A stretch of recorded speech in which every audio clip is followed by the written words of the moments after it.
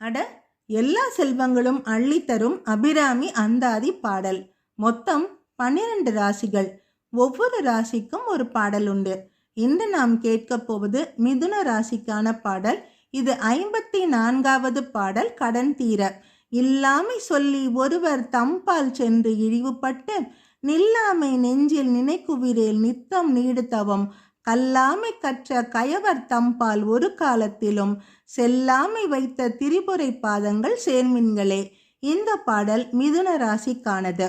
இந்த பாடலுக்கான பொருள்: அடியவர்களே, செல்வர்களை தேடிச் சென்று உங்கள் ஏழ்மை நிலையை கூறி அவர்களால் இழிமொழிகளால் ஏசப்படும் நிலைக்கு நீங்கள் செல்லாமல் இருக்க வேண்டும் என்ற நினைவு உங்கள் நெஞ்சத்தில் இருக்குமானால் நாள்தோறும் உயர்ந்த தவத்தை கல்லாத இழிகுணத்தவர்களிடம் தோழமை கொள்ளாத பெருமை மிக்க நிலையை அளித்த திரிபுர சுந்தரியின் திருவடிகளை நாள்தோறும் தொழுது மகிழ்வீர்களாக.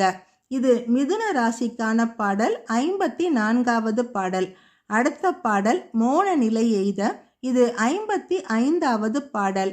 மின்னாயிரம் ஓர் மெய்வடிவாகி விளங்குகின்றது அந்நாள் அகமகிழ் ஆனந்த வல்லி அருமறைக்கு முன்னாய் நடு எங்குமாய் முடிவாய முதல்வி தன்னை உண்ணாது ஒழியினும் முன்னினும் வேண்டுவது ஒன்று இல்லையே.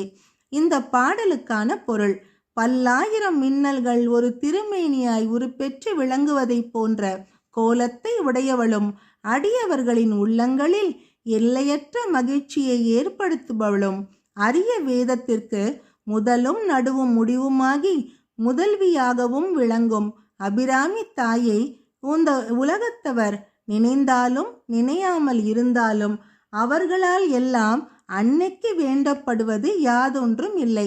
இந்த பாடல் 55வது பாடல். மோன நிலை எய்த.